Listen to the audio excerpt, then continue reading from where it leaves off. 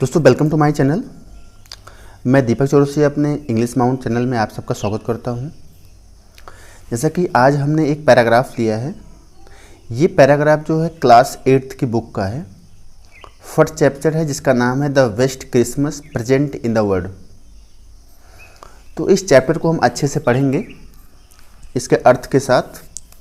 तो आइए हम इसे स्टार्ट करते हैं और अच्छे से समझते हैं इस चीज़ों को।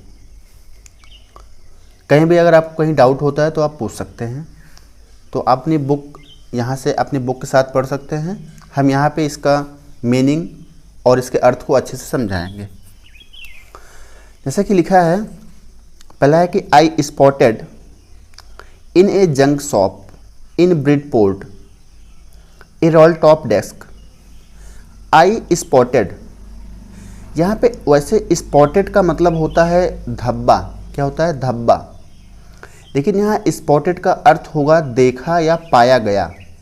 आई मतलब मैं, आई का मतलब होगा मैं। स्पॉटेड मतलब देखा गया, पाया गया। It in A junk shop, junk shop मतलब होता है कबाड़ी की दुकान। क्या होगा? कबाड़ी की दुकान। इन ब्रिडपोर्ट, ब्रिडपोर्ट जो है एक स्थान का नाम है। तो आई स्पॉटेड मैंने देखा या पाया, कहाँ? ब्रिडपोर्ट में, एक कबाड़ी की दुकान में। इसे आप एक लाइन में कह सकते हैं कि मैंने इसे ब्रिडपोर्ट में एक कबाड़ी की दुकान में पाया। आई स्पॉटेड मैंने पाया, इन ए जंक शॉप कबाड़ी की दुकान में, इन ब्रिडपोर्ट, ब्रिडपोर्ट में। ओके। ए रोल टॉप डेस्क, एक रोल टॉप डेस्क। किसको उसने पाया? कबाड़ी की दुकान में किस चीज़ को पाया? ए रोल टॉप डेस्क, उसका नाम था रोल टॉप डेस्क को मैंने पाया।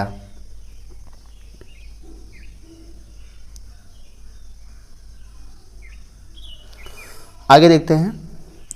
The man said, the man said जिसने पाया था वही आदमी। द मैन सेड, आदमी ने कहा, it was very early 19th century. It was या था। अर्ली मतलब क्या होता है? अर्ली मतलब पहले का, मतलब शुरुआती, पहले का, शुरुआती। 19th सेंचुरी 19वीं शताब्दी। वह कह रहा है कि इट वाज या था या यह है। इट वाज अर्ली 19वीं शताब्दी के पहले का या शुरुआती का है, it was the early 19th century या एंड ओक, और ए ओक है, और ओक एक ओक या 19th सेंचुरी की शुरुआती का है। I had wanted, I had wanted one. I had का अर्थ यहाँ पे होगा पा, मुझे, मतलब मुझे चाहिए। आई हैड वांटेड, मुझे चाहिए, एक चाहिए था, मुझे एक चाहिए था। वांटेड मतलब चाहना, वन मतलब एक। हैड जो है हमारा ये पास्ट परफेक्ट की सहायक्रिया है। आई हैड वांटेड वन, मुझे एक चाहिए था, मुझे एक चाहिए था। But they were far too expensive. But लेकिन दे मिस हुए, वर मिस थे, फार टू का मतलब होता है बहुत अधिक, बहुत अधिक। टू का मतलब अर्थ होता है बहुत अधिक। एक्सपेंसिव मतलब महंगा, मतलब बट लेकिन वह बहुत महंगे थे। This one was in the bad condition. This one was in bad condition.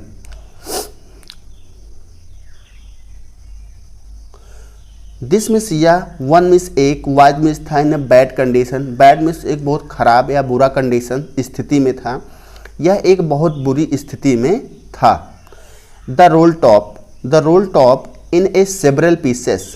Role top जो था इन मतलब में, सेवरल मतलब कई, पीसेस मतलब टुकड़े। रोल टॉप जो था वो कई टुकड़ों में था। रोल टॉप कई टुकड़ों में था। One leg clumsily mended. One means एक, लेग मिस पैर। क्लम्सली का मतलब होता है, वैसे क्लम्सली का मतलब होता है भद्दा या भद्देपन से, लेकिन यहाँ पे हम अनाड़ी व्यक्ति ही भद्दापन काम करेगा। तो ऐसे क्लम्सली का मतलब यहाँ अनाड़ीपन से। मेंडेड मतलब होता है ठीक करना। यह इसका एक पैर, इसका एक लेग, वन लेग क्लम्सली अनाड़ीपन से, मेंडेड ठीक किया गया था। उसका एक पैर अनाड़ीपन रूप से ठीक किया गया था। Scorch mark all down one side. Scorch mark मतलब होगा जैसे कहीं पे जल जाता है, कहीं पे जल जाता है तो एक निशान बन जाता है, तो उस निशान को हम यहाँ कहेंगे स्कॉर्च मार्क। स्कॉर्च मार्क अर्थात कह सकते हैं झुलसने का निशान। ऑल डाउन मतलब नीचे, वन साइड एक किनारे नीचे पर झुलसने का निशान था, झुलसने का निशान था।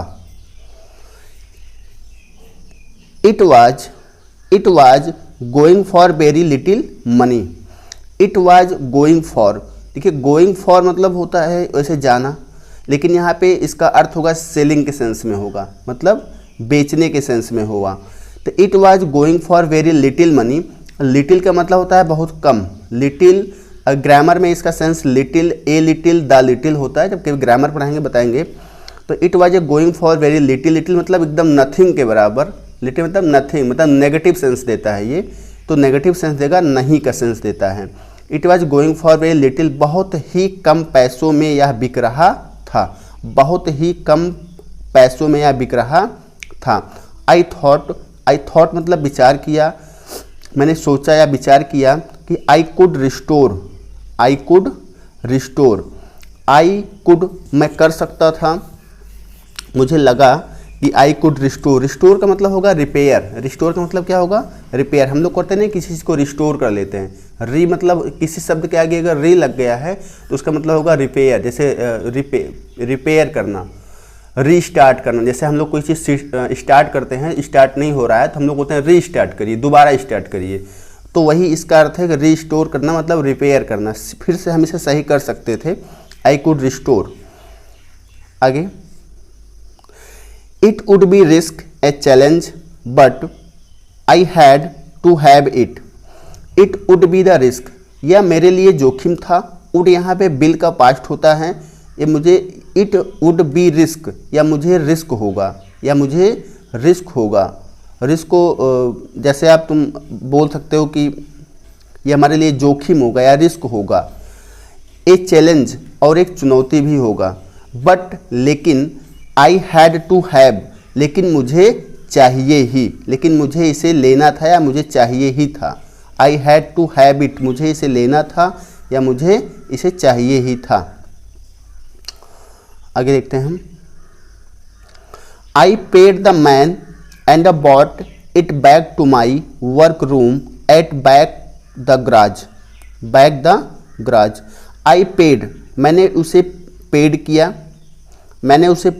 मतलब पैसे दिए, द मैन उस आदमी को, एंड बॉट उसे लाया, इट बैक वापस, टू माई वर्क रूम जहाँ पे मैं काम करता था, at the back of the garage के पीछे।